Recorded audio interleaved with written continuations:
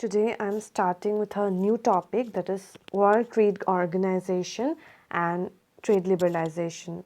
I'm sure you all know about World Trade Organization. Before going into details of what is WTO, how it was created, what is its purpose and what are its function, we must know about General Agreement on Tariff and Trade, which is the predecessor of WTO. I think you all know about GATE also. So, before WTO, there was GATE. GATE started operating from 1948. Before going into further details, we must know why this organization exists, why these organizations were formed.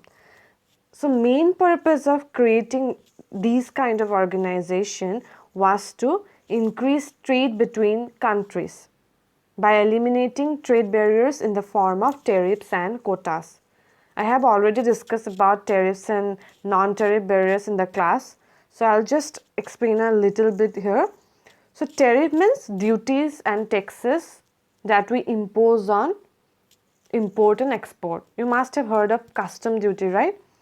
And quotas means quantitative restriction that we put on import and export. I'll not discuss much here about tariff and non-tariff barriers. So, the main purpose of creation of GATE was increase trade among countries by liberalizing trade through removal of trade barriers. And it is an agreement signed by 23 nations. So, going back to the history of GATE, what happened? I think you all know about Bretton Woods Conference, right? So, after World War II, that devastated the whole world and economies of almost all the countries, 44 nations came together and they decided to have a meeting, which is Bretton Woods Conference, and IMF and World Bank are the product of Bretton Woods Conference. In the same conference, the countries decided that in order to revive the economies, they need to increase trade among themselves. They need to increase international trade and remove trade barriers. And for framing rules regarding international trade or trade between countries, they need an organization, which is, they thought it would be International Trade Organization, and it will work at par with IMF and World Bank. But it could not happen. The countries, after so many negotiations, after a lot of negotiations, failed to have a discussion. What happened? Countries thought that provisions of WTO will interfere in their domestic matters. So they could not get any fruitful result from the negotiation. And after America moving out from the discussion, WTO negotiations collapsed.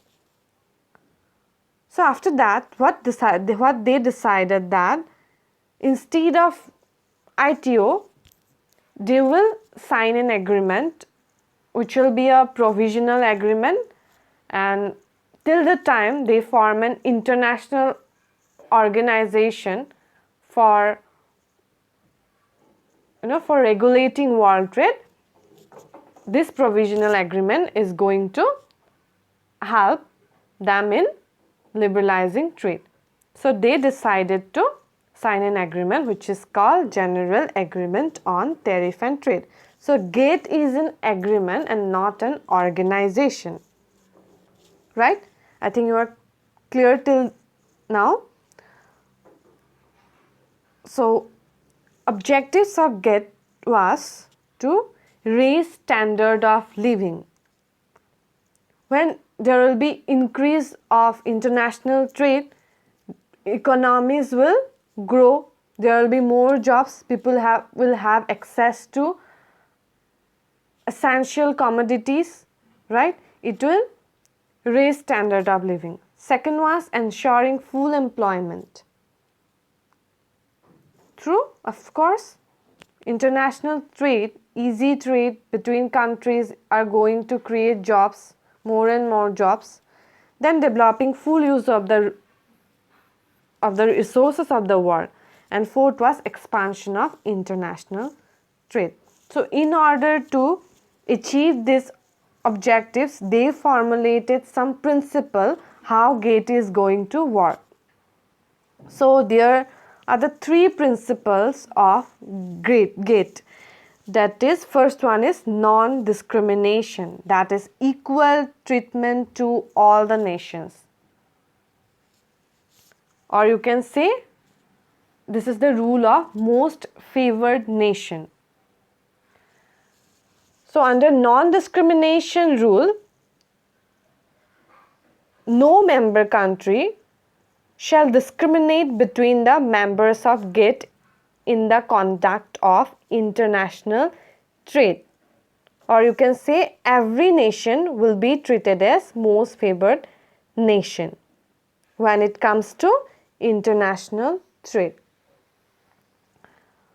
So to better understand, I can give an example here. Suppose India is reducing tariff in case of import from, say, Bangladesh, right? Again, at the same time, India is increasing tariffs on import from, say, USA. So in this case, it will be violation of non-discrimination. If India is reducing tariffs on import from Bangladesh, India has to reduce tariffs on import from USA also. India has to treat both the countries equally. India cannot discriminate. I think you are getting my point.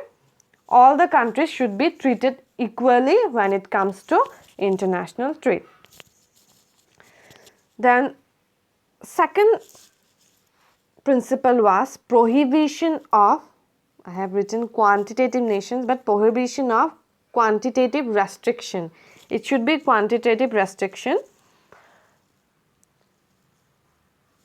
So in the second principle, what GATE seeks to achieve is prohibit quantitative restriction, that is quotas, which is harmful for international trade. What happens in quota? I think I have given an example in the class also. It is quantitative restriction on the import or export.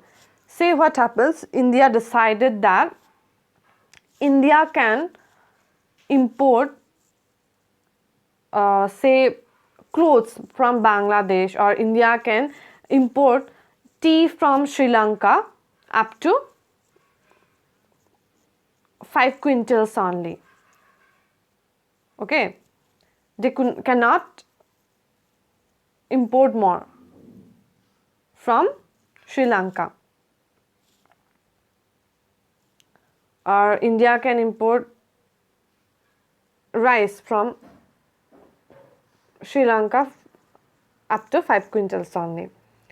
So this is in quantitative restriction. These kind of restrictions should be prohibited or should be eliminated as per the principle of GATE. But there is certain exception. They said that if a country is facing a balance of payment crisis, generally developing nations which is facing balance of payment crisis, and sectors like agriculture, where in order to protect domestic industries, countries can impose restrictions. So they said that in case of agriculture, in case of textile, in case of fishery industry, or in case of countries facing balance of payment deficit, they can impose quantitative restriction. Third principle was consultation. So, GATE provided a forum for discussing trade related issues between countries. There were around 8 rounds of GATE. 8 rounds means, I think you have heard, the last round of GATE was Uruguay round. In that round, WTO was created. So, round means they meet. They meet after some years, and countries meet. In this case, member nation meets, and or in case of WTO, signatories. We don't say member nation, we say signatories because it is an agreement. So signatories meet and discuss about trade liberalization, how much amount to reduce and all this stuff they discuss in meetings, and those meetings are called rounds, right? So in those rounds they used to discuss about trade liberalization, how to reduce tariffs between themselves, quotas between themselves. So this was all about GATE. Coming to the achievement of GATE, many criticize it, and many experts says that it was successful in liberalizing trade or reducing tariff barriers up to a certain extent.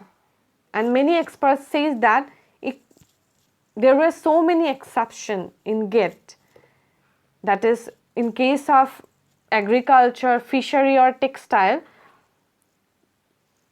there were so many exceptions that countries could impose tariffs on those sectors, agriculture, fishery or tariff. In those sectors, there were no trade liberalization. And there were instances that tariffs were growing in those sectors which were exempted from GATE. So this is one of the criticism of GATE.